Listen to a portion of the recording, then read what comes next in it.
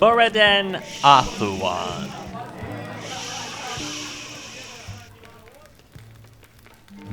Working from within, Moriden Stormcrown created distrust, hatred, and discord within the ranks of the mighty vampire army raised by the ancient bloodline of Clan Volkar. Cursing the name of he who defeated them, these vampire hordes were driven back to the plains of oblivion. And so we find ourselves thrown together once again, my friend.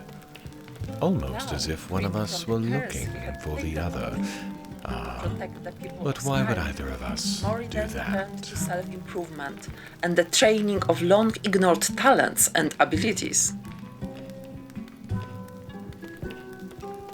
Even as he trained at the illustrious and fabled Mages College of Winterhold, Moriden still continued to search for a solution to the continuing dragon attacks.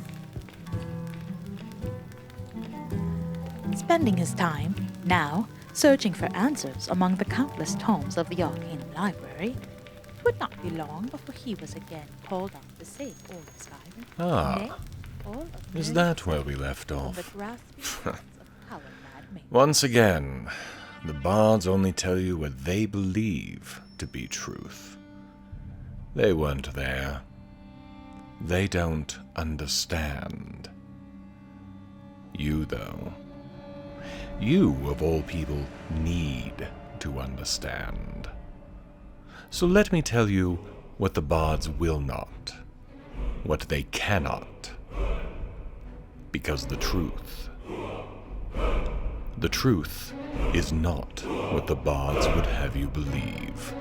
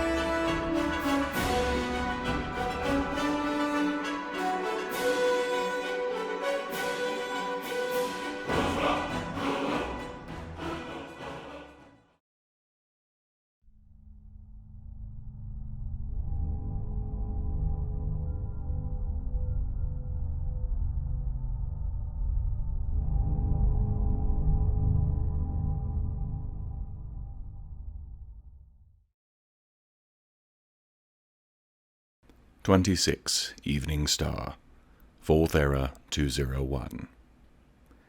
My day started with the normal routine.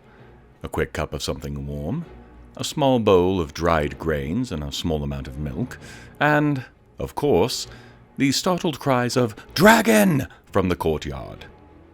I bolted from my quarters to the courtyard just in time to see a dragon learning something here at the college. It learned that facing an entire host of mages, including the college's Atronach defenders, is not conducive to a long and fruitful life. Especially if a Dragonborn is present, which, of course, I was. I could not help but notice all of the mages watching with intent curiosity as I absorbed its knowledge some moments later when it was dead. Breakfast ruined, I went in search of Mirabelle. Mirabelle didn't have much for me either. The mention of the staff was in relation to a visit from the Synod, a group of mages out of Cyrodiil who are more concerned with politics than actual magic, from her estimation. They had thought that the college was in possession of the staff, and were certain that, at the least, it was here in Skyrim. Disappointed by the college's answer, one of them mentioned something about Mazulft, a Dwemer ruin that I had once nearly visited, and as best Mirabelle knew, they likely had gone off to the ruin to search more. Which is not much, as I said earlier, but it is all I have. So, to Mazulft I will go. From my previous travels and adventures, I already knew where Mazulft was. The site was adjacent to one of the storage locations for the Aetherium Key when I was working with the Ghost of Catria, before we found the forge. The city itself was just a little further up the path. I was surprised to see no indications of anyone being there, nor having been there recently around the exterior. I would be surprised if the Synod had decided to set up camp inside the ruins, but then they may believe in their own power enough to have the kind of arrogance to believe they could protect themselves in that environment. Of course, there's only one way to know for certain. Something is clearly wrong here. The Synod is, it seems, here, but the first one I encountered died before my eyes. His final breath was a request to get to the oculary, presumably a place here in the ruin. From a note on the body, it seems that the Council of the Synods are very, very interested in the staff, though it's never mentioned by name. More answers are within. But now I feel the need to go in as quietly and cautiously as possible. A dragon learned not to startle mages earlier today. I would not wish to make the same mistake. I've seen almost nothing in the way of mages, certainly not live ones at least. There have been a number of the standard Dwemer constructs though, and from what I can tell, these mages of Cyrodiil have no idea what they are messing with. At the very least, they severely underestimated their lethality, to their own detriment. My attention, however, was quickly grabbed when I found a Falmer corpse among the wreckage. Not because I hadn't half expected to find the Falmer, but because it meant I no longer had to consider raiding a Falmer hive for the last blood sample I need for Septimus.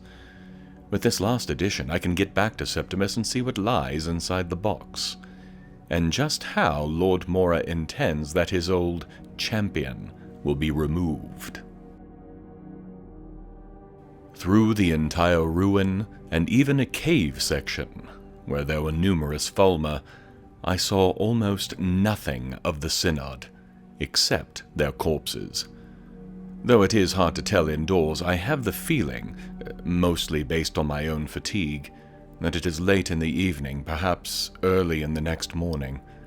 My eyes keep trying to close despite the knowledge that I am in dangerous territory.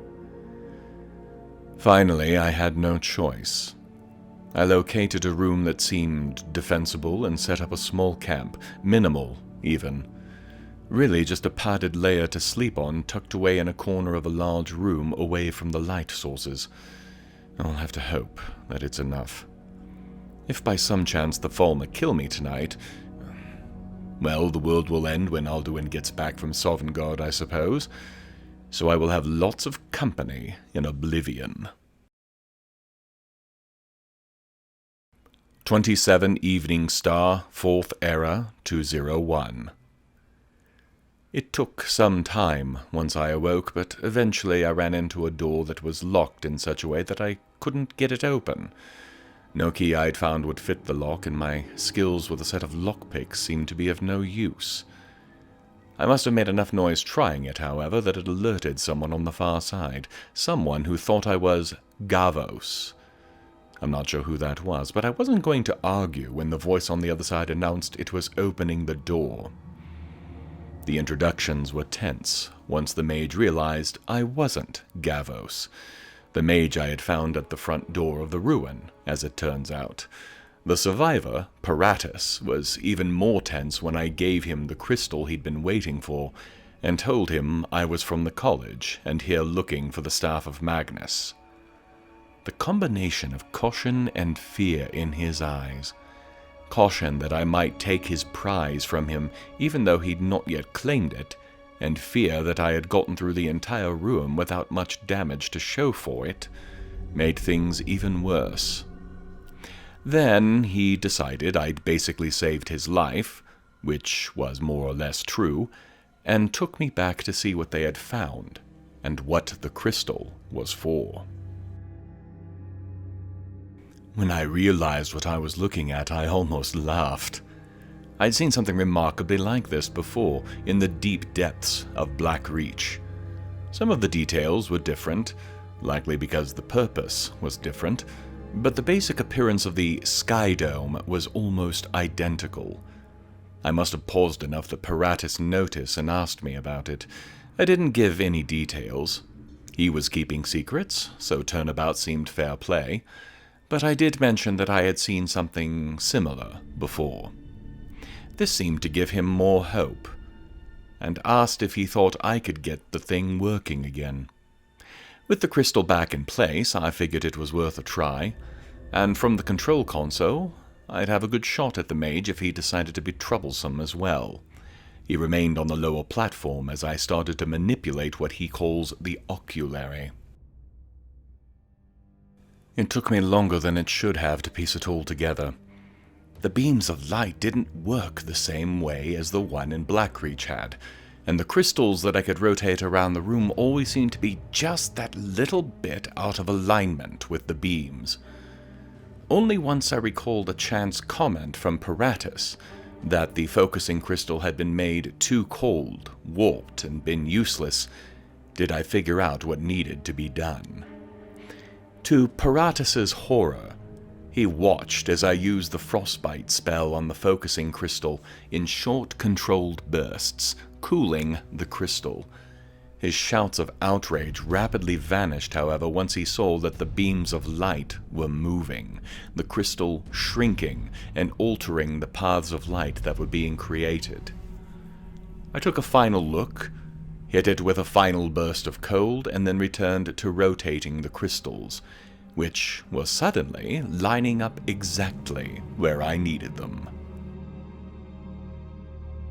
With the final beam of light aligned, Paratus came alive, rushing to the base of the platform I was on. Rushing down myself, I saw what had grabbed his attention. A map of northern Tamriel, showing two rather prominent dots in Skyrim. Paratus was muttering to himself, seeming to get more and more angry by the minute. Finally, he calmed enough to talk to me intelligibly. Indeed, he tried to make himself sound superior by using what he thought were big words and jargon, but which only served to help me understand what the Synod was doing here, and why they had sought out the college in the first place. This place has a similar twin in the Imperial City that the Synod have been using to locate powerful magical artifacts, then claim them. All to protect the Empire, he claims, of course. But the way he speaks, it's clear that it is for the Synod's own power. They took the lessons they learned in Cyrodiil and applied them to this place to seek places of power in Skyrim. The good news is that the Staff of Magnus is likely in Labyrinthian, according to this image. The bad news is that the college is lit up far, far brighter, and that has to be the Eye of Magnus doing it. The problem is that now this mage knows we have something at the college, something far more powerful and, therefore, of more interest to the Council of the Synod back in Cyrodiil. When we part ways, he will go straight to the Council and decry us before them, telling whatever story he needs tell to ensure that the Council tries to focus its attention on the college specifically, and Skyrim in particular. Given their tactics to this point, I can't see that as a good thing. For a moment, I hesitated. I saw a way to prevent it all. One that would take but a moment to do, something that would keep the Synod away for years, perhaps forever. Most of their team was already dead, victims to the Falmer that infest this place. There is, right now, only one survivor, and if that last man never returned home, the Synod might decide that this search in Skyrim was more trouble than it was worth. After all, they want maximum power for minimal work, from what I've seen. The hesitation ended, and the Synod expedition was destroyed. Part of me looked on the deliberate murder I had done and screamed. The rest of me, the vast majority of me, if I am to be honest, simply chalked up the kill as the price of business in Skyrim. He was not my first kill, but for some reason, this one felt like a turning point of some kind.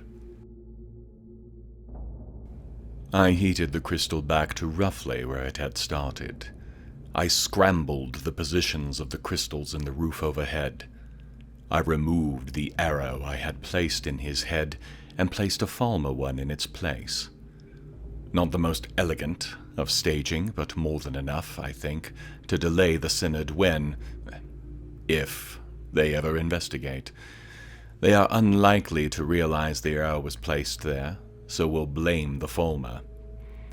The team was supposed to be their expert, so if they couldn't figure out the process of fixing the oculary, it is unlikely the team sent after them will. At least, not for a long time. Surely long after I have this entire situation dealt with. As I left the ruin, however, the Psijic Order once again appeared in a vision of sorts, and told me that I needed to get back to the college as quickly as I could. Events were in motion that needed my attention and my actions. He also told me I was on the right path, which is nice, but really, I'm not doing this for the college anymore. I'm not certain that I ever really was. There is power to be gained here. On that front, the Synod is correct. They just didn't realize that I'm not doing any of this for the college. I am the Dovahkiin, Dragonborn. If the power of the eye and the staff are not mine to command, then who else? The college would simply study it. The Synod would merely lock it away until they could use it for their own gain. An aim I will simply beat them to. Which doesn't mean that the situation at the college doesn't need seeing to. I made the college at mid-afternoon. The place seemed calm.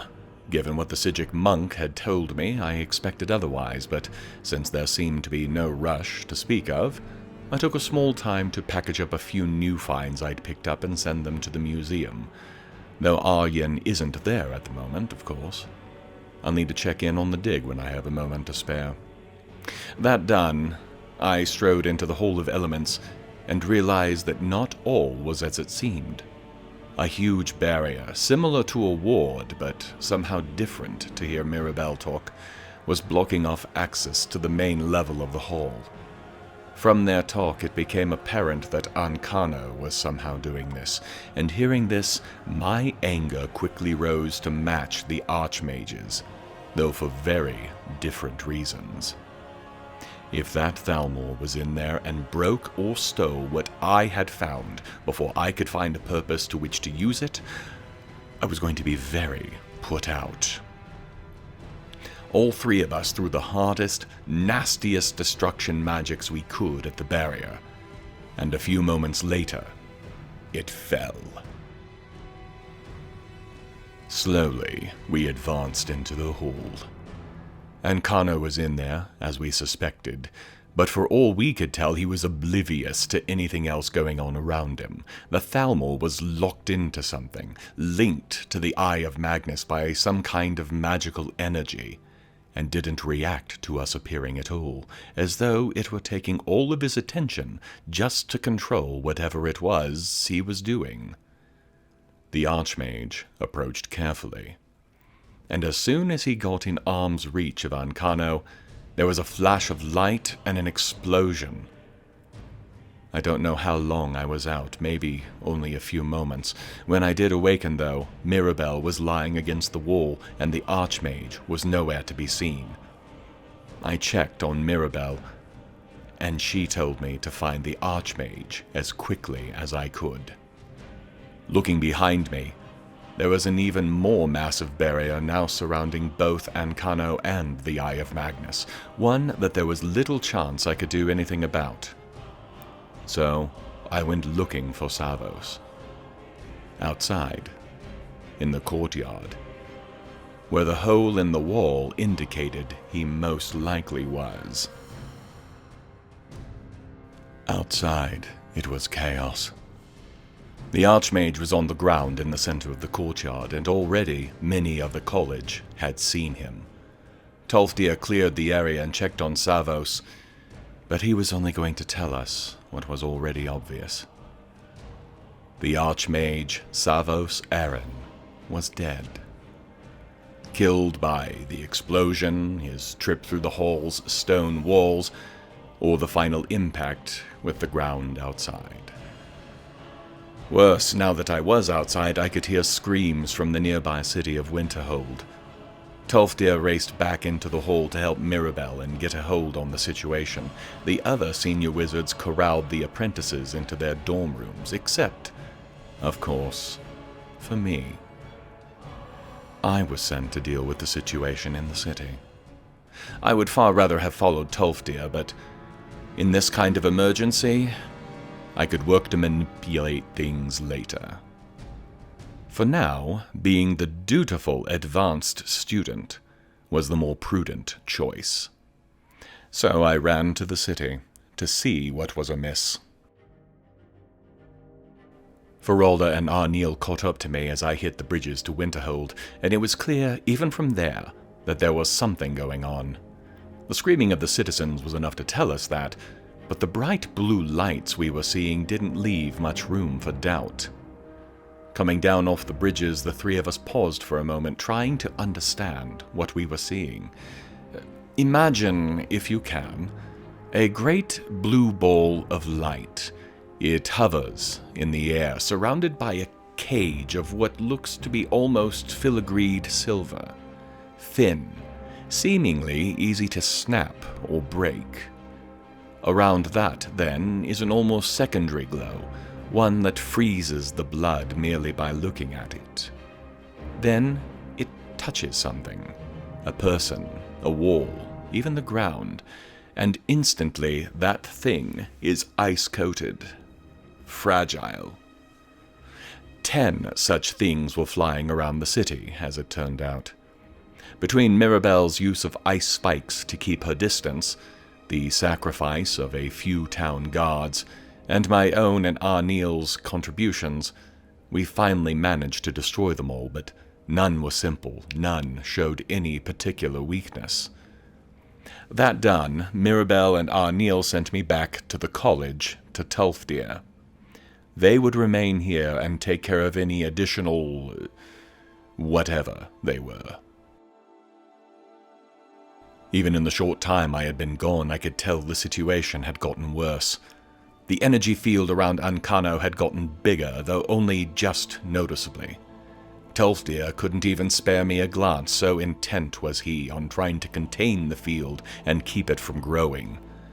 Mirabelle wasn't in good shape.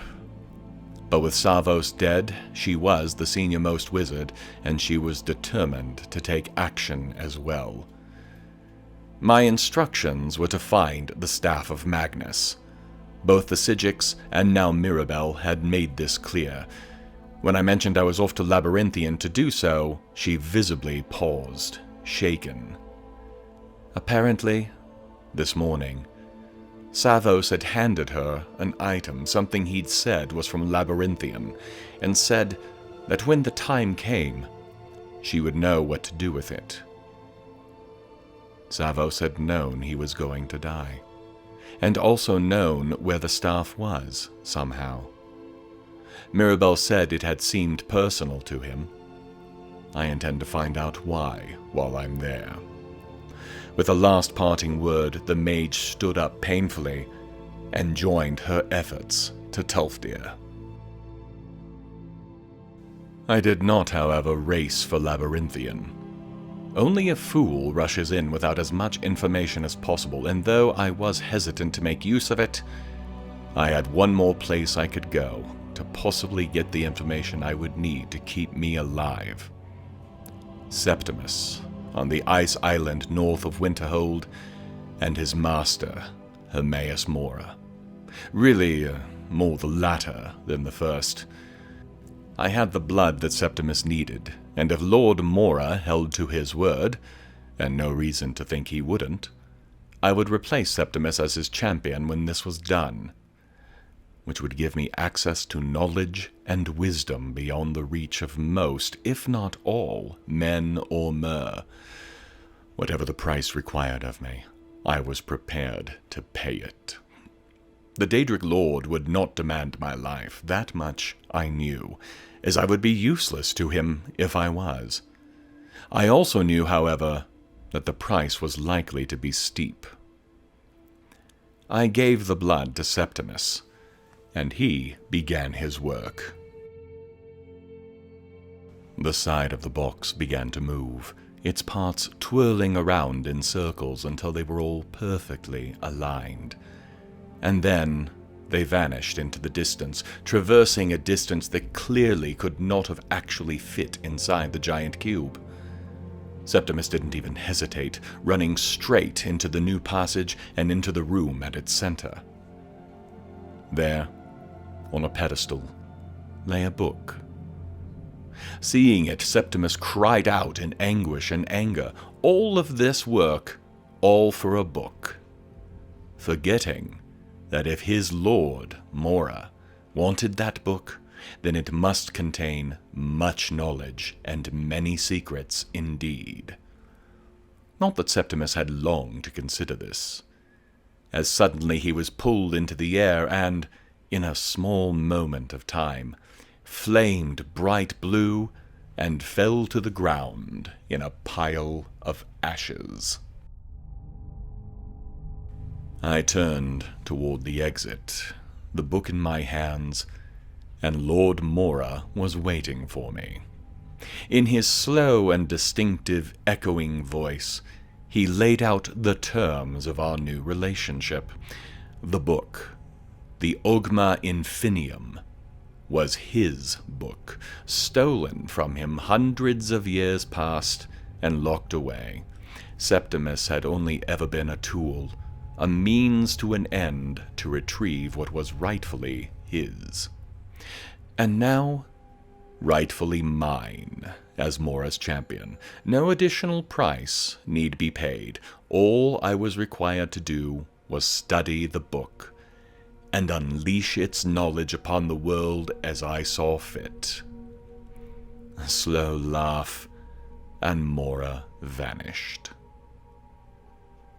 I stayed in the ice cave that night, studying the book. It confirmed the location of a dragon priest in Labyrinthian. It told me about the Eye of Magnus. Much of the rest was blurred. Perhaps for a time when I was ready to understand what it said. Perhaps because Lord Mora didn't want me to know what it said.